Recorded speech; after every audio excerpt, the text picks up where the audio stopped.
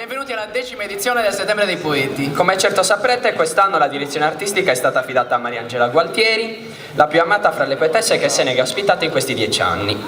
Prima di lasciare il palco a Mariangela, che introdurrà un altro grandissimo ospite, nome tutelare del festival e cittadino onorario di Senega, Franco Loi, vi ricordiamo che qui al lato è possibile tesserarsi come sostenitore all'associazione Perda Sonadora, che è un modo per aiutare a mandare avanti il festival. È inoltre possibile acquistare il bellissimo libro Capodanno de Sos Poetas, 10 anni di poesia, che è un'antologia di tutti i poeti ospiti del festival durante i 10 anni di vita. La serata poi continua in Piazzetta Sullare per il tradizionale racconto della buonanotte. A dare il via a questi incontri notturni è Emidio Clementi, fondatore e voce dei Massimo Volume, accompagnata alla chitarra da Corrado Nuccini, chitarrista e voce dei Giardini di Mirò. Vi ricordiamo poi gli eventi di domani, venerdì 5 settembre, ore 10 a Bar sul Recreo, dove Pino Martini Ovinu dialoga con Francesco Pintore e Mario Cuveddu. La mattinata poi continua alle 11:30 a Sabrenza di Murone, dove Anna Cristina Serra incontra Antonello Bazzu. A seguire poi c'è un incontro degustazione con i vini di Roberto Pusola e di Baunei. E domani alle 17 qua dietro a Puzzuarru ci sarà Nicola Daltri e Roberta Sireno. La serata poi continua qui, nella piazza di Balli, con l'incontro con il poeta inglese Jamie McKendrick. Alle ore 21, sempre qui in Piazza de Sos Ballos, vi sarà la proiezione del film di Francesca Archibuggi, Parole povere, ispirata alla personalità e alla poesia di Pierluigi Cappello. Prima di questa proiezione vi sarà un incontro telefonico con Pierluigi Cappello e delle letture di Mariangela Gualtieri. La giornata poi si conclude a mezzanotte con il racconto della buonanotte di Giovanni Succi. Grazie.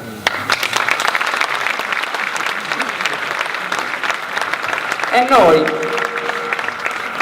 Prego. Dico, e noi?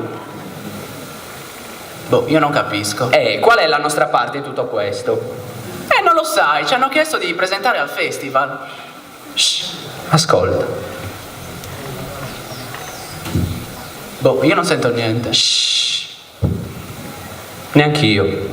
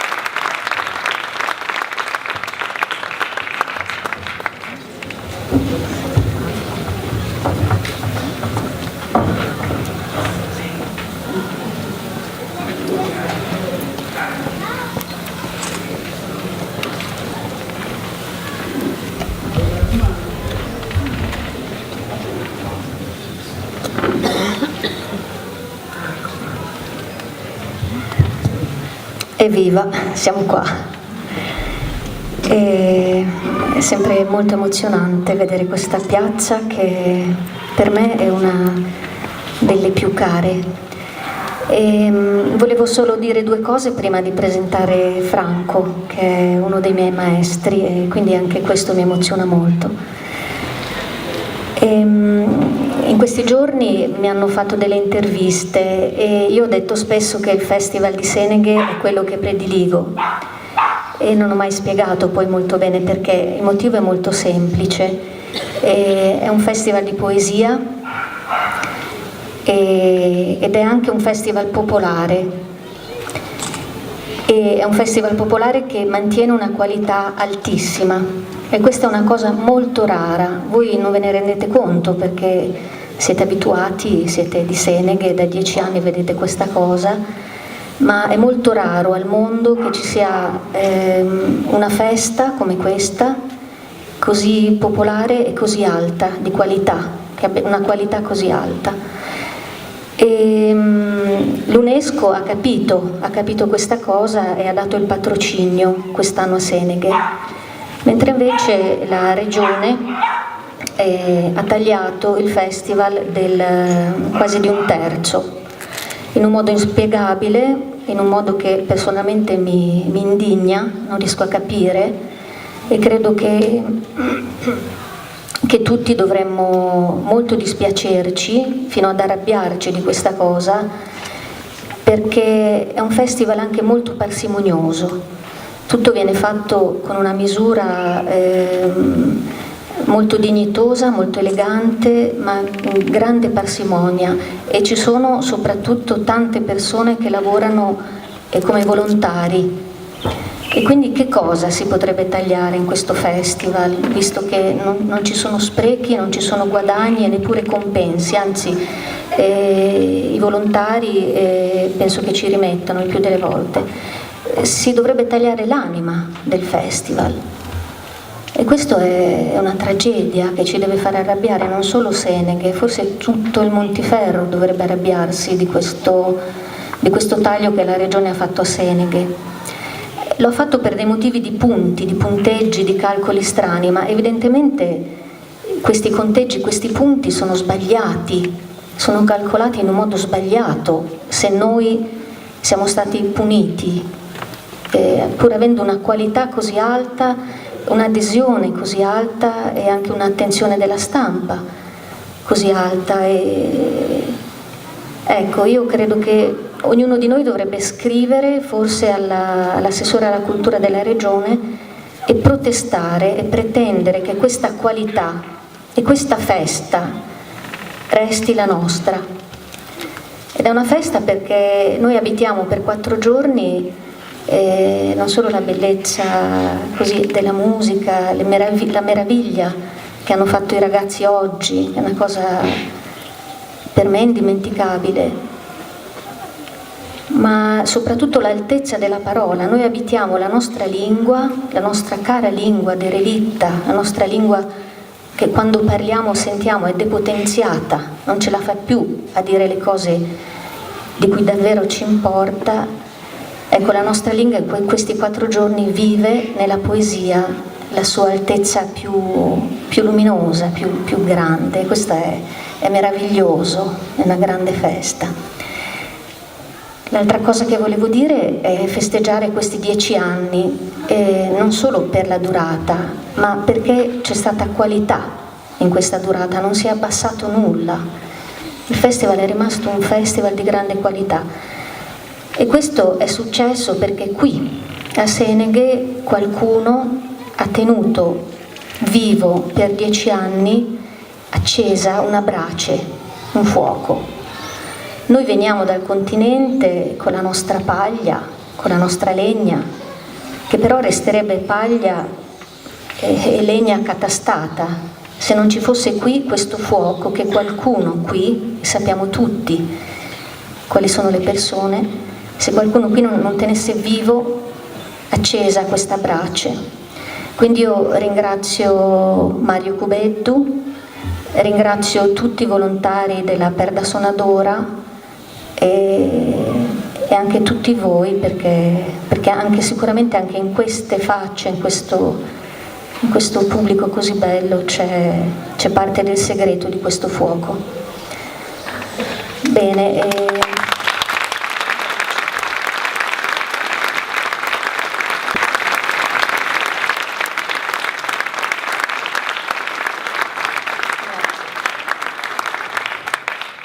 E adesso passo la parola a un amico del festival, un cittadino di questo paese, un maestro, Franco Loi.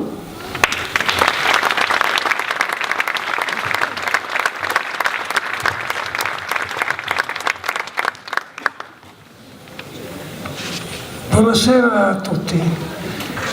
Io sono 10 anni che vengo e dico a tutti che questo è un festival particolare. È un festival particolare perché qui non partecipa solo la gente che ha studiato, che va a scuola, che ha letto libri, ma ci sono i ragazzi, i giovani, ci sono che con entusiasmo fanno tutto quello che fanno il teatro, fanno l'organizzazione e questo è una cosa importante. In più c'è la gente di solito quando vado in giro per il mondo a leggere poesie, la gente che ascolta in generale sono poeti o professori o critici. Qui invece c'è proprio la gente anche, ci sono anche poeti, ci sono sicuramente, abbiamo sentito anche questi strumentisti di poco fa, bravissimi, e quindi c'è anche qui, ci sono persone che leggono libri, però c'è anche, e capita di trovare pastori, di trovare contadini, di trovare gente che lavora. E a questo proposito io voglio leggere una poesia che è quanta gente, perché la politica non si fa soltanto con chi comanda e non si fa soltanto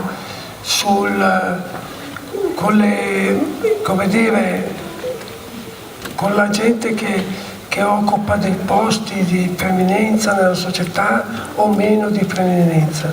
La società è fatta dalla gente che fa il pane, che fa i vestiti. Io mi vesto al mattino e qualcuno l'ha fatto. Ma pensate quanta gente, e la gente che lavora è la gente che fa le cose di cui viviamo tutti. C'è chi fa il pane, c'è chi lo coltiva il pane, c'è chi lo distribuisce, c'è chi fa perfino i fiammiferi per accendere il fuoco. Voglio dire, adesso c'è l'elettronica, basta si accendono di questi strumenti e si fa, ma anche quello strumento è stato fatto da qualcuno. Cioè la società sta insieme se gli uomini si rendono conto del valore della gente che non si conosce, che non ha nessun posto di preminenza nella società. E allora io adesso leggerò una poesia che dice molto chiaramente questo. Legge in italiano? Prima io. Prima in italiano. Perché dopo voglio che ascoltiate poi la musica dei suoni. Oh, quanta gente che è morta sulla strada. La storia è passata senza vedere quel filo della speranza generosa, che l'ombra di un uomo valga più della storia. Oh, quanta gente che morta sulla strada sembra aspettare, ma non aspetta più e passa l'aria e corre lontano, dove la gente sogna che la vita si tenga nascosta, ma che ritornerà. Oh, quanta gente che è morta sulla strada, la storia l'è passata senza vedere quel ref della speranza generosa che l'ombra mia di me sia più di lei. Oh, quanta gente che è morta sulla strada perché l'aspetta e l'aspetta più e passa l'aria e la cura lontano, dove che la gente si insogna che la vita si è trasconduta, ma che la tornerà. Ecco, questo è la presenza della gente, la gente che lavora, voglio dire, gli artigiani, tutta la gente che fa il lavoro, no? E questo è molto importante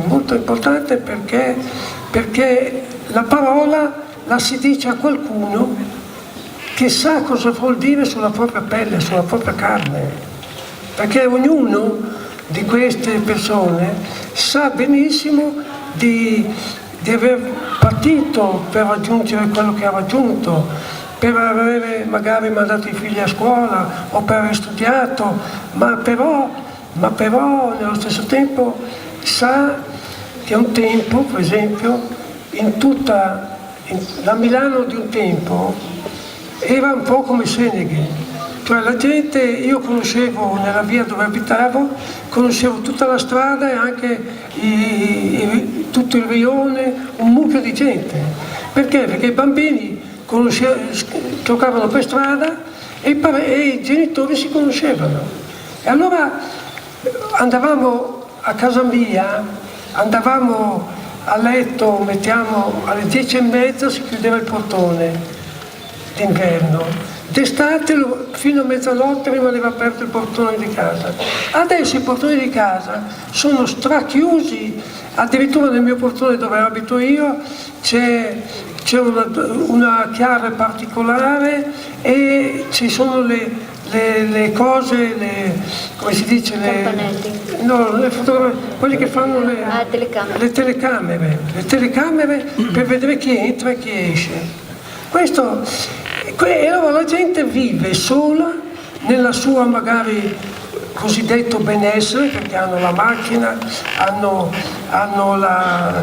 magari a volte anche la macchina per il ragazzo o il motorino, secondo dei casi.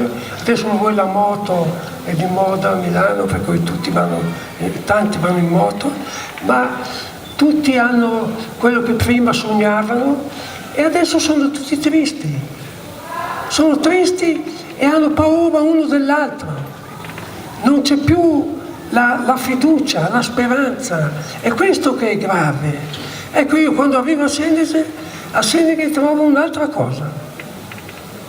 La prima volta che sono venuto, me lo ricorderò sempre, e l'ho detto e lo ripeto, sono venuto e ho letto delle poesie e ho parlato.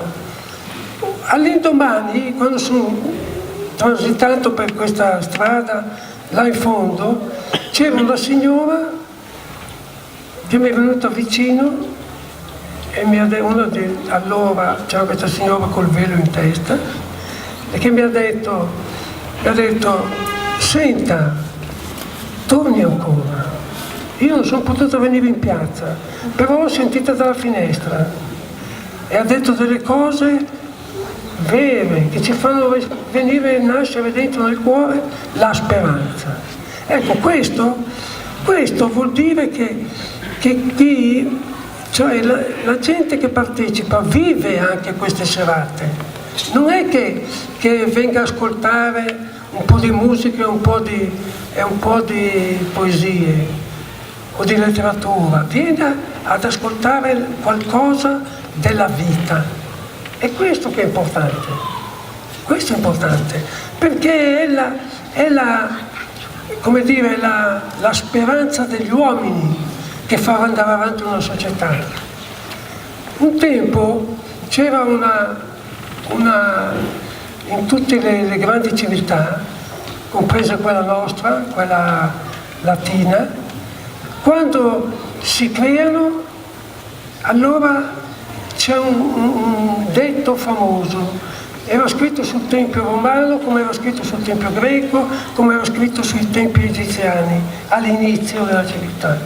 Conosci te stesso, impara a conoscerti, perché conoscere se stesso significa capire il mondo, capire la realtà, entrare in rapporto con la vita veramente, perché se no, se il nostro inconscio è troppo forte rispetto alla consapevolezza, allora cosa succede? Che il potere ne fa quello che vuole di tutti noi, per il semplice fatto che basta un'ideologia, può essere la patria, può essere il socialismo, può essere la teologia, è sempre un'ideologia che domina il mondo e la gente è succube di questa ideologia, ma invece la gente vuole vivere la vita e vuole amore, vuole speranza, lavora e vuole che venga riconosciuto il proprio lavoro. È questo che secondo me è fondamentale nella vita della società. Adesso leggiamo un'altra poesia che sembrerebbe c'entrasse poco, ma c'entra moltissimo con quello che stavo dicendo, che è quella sul poeta. Poeta, dicono, d'uomo innamorato. Poeta, dicono, a chi piange la sera e al mattino si alza disperato, ma anche a chi sa fare allegria. Si dice poeta a chi sa ben parlare, bere e mangiare, è quello che canta le donne. E ancora poeta, dicono, la gioventù che sa incantarsi. Ma quelli che fanno morire con la poesia, legata dentro, inchiavata, e fanno annegare nel libro della vita, Ave Maria, non sono poeti, non sono uomini da lustrare, li chiamano massa e ciao, e così sia. Ecco, poeta dicen domina mura, poeta dicen a chi piange la sera e la mattina s'alza a sperare, ma anche allegrigiare si dice poeta a chi sa ben parlare, bere e mangiare, e quel che canta i donne.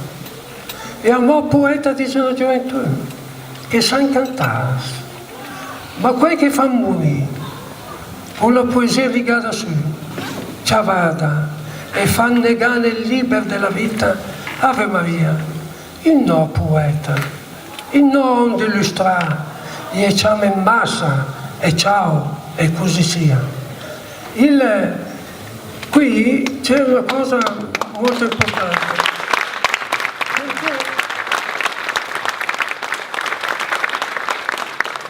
Un amico operaio di tanti anni fa lavorava alla Breda a Milano e lui un giorno mi ha detto, io ve la dico in italiano, lui ha parlato in milanese, che è molto più efficace, ma comunque in italiano dice così: vedi, io sono qui che lavoro e ho il mio compagno che non fa niente tutti i giorni, però lui guadagna più di me perché fa gli straordinari, perché deve finire il lavoro che non ha fatto di giorno.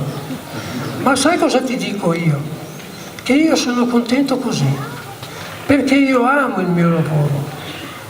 E allora imparo sempre qualcosa del ferro e qualcosa di me stesso. Impari sempre un qualcosa del ferro e un qualcosa del me. Questo è importantissimo. È uguale a quello che dice Dante per la poesia. Io sono uno a me stesso, che quando l'amore mi ispira, quando l'amore soffia, noto, perché non è mi ispira, mi ispira, mi alita, mi soffia, mi muove, noto, cioè ascolto e prendo nota. È a quel modo che lui detta dentro. Io vado significando, vado riempendo di segni, che sono segni di lingua e di cultura. Ma è la stessa cosa che fa un qualsiasi artigiano. E l'arte nasce dagli artigiani, non è che nasce dal mondo che so io della scuola, che non c'era neanche. o dei libri, nasce proprio dalla riflessione su se stessi. La poesia è dal lavoro, quello che si fa con le mani ci fa imparare qualcosa della farina o del grano o delle vacche o dei maiali o di quello su cui si lavora. E allora naturalmente si impara qualcosa di queste cose e nello stesso tempo più si sta attenti e più si ama questo lavoro e più si impara qualcosa del lavoro e di noi. E questo è la stessa cosa che capita al poeta. Pensate che persino un filosofo, Benedetto Croce, che come sapete era anticattolico, se era ateo si professava, però lui ha lasciato scritto in un diario una cosa, perché non amava tutte le ideologie, non amava neanche il cattolicesimo, perché è un'ideologia il cattolicesimo.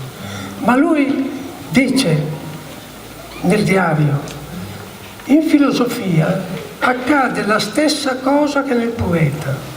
Lui dice il medesimo che nel poeta. Non è lui che filosofa, ma Dio o la natura. Anzi, dirò di più, è la cosa che pensa se stessa in lui. Ecco, questa è proprio l'esperienza che io ho della poesia. È la cosa dentro di te, il tuo inconscio, è come il sogno. Se noi sogniamo, al mattino ci svegliamo, certe volte li capiamo subito i sogni che abbiamo fatto, ma certe volte non capiamo assolutamente cosa siano, cosa volesse dire il sogno. Allora andiamo da uno psicanalista per farci spiegare cosa abbiamo sognato. Bene, la stessa cosa accade in poesia. Io scrivo quello che non so della mia esperienza, perché la mia esperienza viene fuori in un modo diverso da come io ce l'ho nella testa. E allora la stessa cosa li può dire qualsiasi artigiano. Io ho trovato una cuoca anni fa a Spoleto, la quale io ero andato per ringraziare, che io fosse un cuoco tra l'altro, ero andato per ringraziarlo per come bene avevo mangiato. E lei mi ha detto: ma vede, io sono attentissima a tutto perché amo il mio lavoro. Allora cosa succede? Dice che per esempio se devo bollire la pasta, per esempio vediamo che questo sia uno spaghetto piccolo, allora io lo metto su, ci vuole sui 4 minuti, per 3 minuti e mezzo, 4, c'è scritto sul pacco della pasta.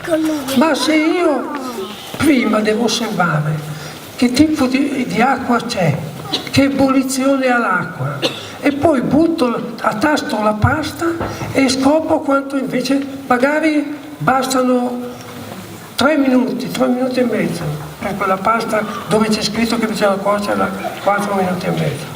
Così in tutto bisogna stare attenti a amare il lavoro che si fa, perché se si ama il lavoro che si fa viene fuori delle cose che tu non le sai prima, le devi conoscere attraverso la materia su cui lavori. È la stessa cosa in poesia. E la poesia è suono, la parola. Ogni parola è un suono. Il sardo è così bello sentirlo, quando parlate sardo, che dentro, perché è la musica che entra dentro. E la gente che parla è più attenta alla musica. Diceva Hölderlin,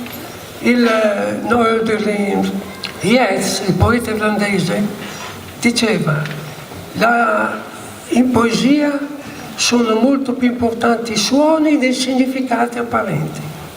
E io che ho ascoltato tanto la gente quando parla la sua lingua parla attraverso i suoni, non i significati, perché il suono, se dice una frase e questa frase al finale la parola le richiama qualche altra parola, cambia argomento e si mette a parlare di un'altra cosa, poi riprende il filo, magari dopo 3-4 volte che ha divagato riprende il filo del discorso che aveva fatto, ma sempre attentissimo al suono delle parole.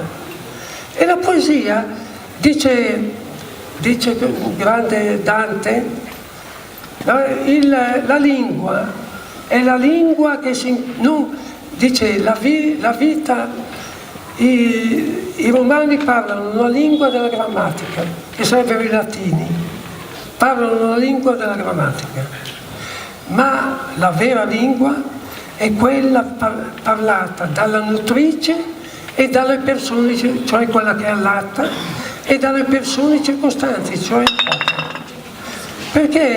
Perché è attento al suono, è il suono che porta il verso, a fare il verso. Tant'è vero che la lingua popolare spesso si inventa la lingua, perché se non viene un suono ne inventa un'altra. In milanese c'è un verbo, un condizionale, che dice mi piaceria fare sta bella roba, piacerebbe fare questa bella cosa. Però se la parola dopo non cominciasse per vocale, loro non usano più mi piaceria, perché mi piaceria andare. Allora o elidono la A di andare, oppure mi piaceria andare, perché sono consonanti, perché consonante con la vocale fa diventare musica il verso. E questo allora la poesia non è una cosa così, un'invenzione scolastica per cui noi scriviamo delle belle o brutte frasi. No, la poesia è una cosa che vive ogni artigiano e ogni persona che ama il proprio lavoro, perché ogni volta muterà il suo modo di lavorare, quella materia. Diceva un altro mio amico falegname, io se lavoro, naturalmente la regola ci vuole. Per esempio io avevo preso in mano la sega e non riuscivo neanche a entrare nel legno. E lui diceva per forza, perché lei deve tenere un momento inclinata, che è una regola, e poi deve tenerla con il polso, con le mani, non col polso. Invece lei stringe la sega col polso, non con le mani. Però tutte queste cose sono valide all'inizio. Poi quando lei è pratico di questo, allora dopo è libero e allora la terrà come vorrà, ma però a secondo del legno, a secondo delle materie che ha davanti, lei userà in un certo modo lo strumento. Ecco, questo, che sembra una sciocchezza, vi dice quanta sapienza c'è in voi, cioè nella gente che lavora c'è una grande sapienza, e questa sapienza è pari a quella di uno scrittore, a quella di un filosofo, spesso. Certo, mica tutti, non tutti hanno questa attenzione, questo amore e questo desiderio di entrare in sintonia con quello che fa. Però io ne ho incontrati tanti, operai, contadini. In quanto alla religione adesso vi dirò un'altra cosa. Vi leggo un'altra poesia. La religione vuol dire leggo insieme. Il pontefice fa da ponte, dovrebbe fare da ponte, perché è colui che fa il ponte tra ciò che conosciamo e ciò che non conosciamo. Allora il grande mistero della religione è, come dice Planck, lo scienziato, più conosco e più mi trovo davanti al mistero di ogni cosa, perché ogni cosa è piena di mistero. E allora io stesso sono pieno di mistero dentro di me. E tutti noi lo siamo. Tant'è vero che sogniamo, no? Il sogno è l'espressione del nostro inconscio. Il sogno. Allora, io una poesia ho scritto che è questa. Di Dio sono matto. La dico prima in italiano. E si divide la coscienza, perché da una parte crediamo, dall'altra dubitiamo. Allora di Dio sono matto e si strappa la coscienza, vado in giro, lo penso, me lo rimugino dentro e cammino. e più lo penso e più ne sono lontano. Perché Dio è scherzoso. È come fa la luna d'estate, quando vedete la luna che è lì, mentre parlate è lì, poi dopo vi distraete, parlate con altre e non c'è più lì, è andata più in là. Quella luna lì, in milanese si dice la luna lunenta, è la luna camminante, luna che si rifà sempre luna. Allora, di Dio sono matto, si strappa la coscienza, vado in giro, lo penso, me lo rimugino e cammino. E più lo penso e più ne sono lontano, perché Dio è scherzoso. È come fa la luna, che i miei pensieri sono fumo, nuvole, e lui si nasconde. E allora io mi perdo via, mi distraggo, in milanese mi rotondi via, mi rotondo via, rotolo via. Parlo con gli uomini, è matta la luna, chiara, luna che si rifà sempre luna, con la sua luce che scivola lascia io. E il pensi, me remeni e vu. E più se pensi, e più che sono lontano. Dio è scherzoso, è come fa la luna, che mi pensavi in nuvole e lui si sconde. E insieme tutti via. Parli con gli uomini, è matta la luna, chiara, lunenta, con la sua luce che slisa nella notte.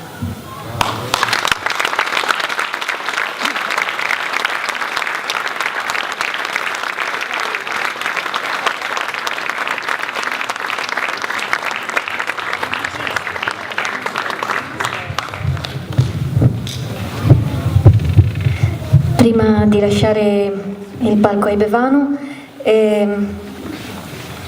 volevo dirvi che questo piccolo libro è un po' la testimonianza della bellezza che è passata da Senega in questi 10 anni.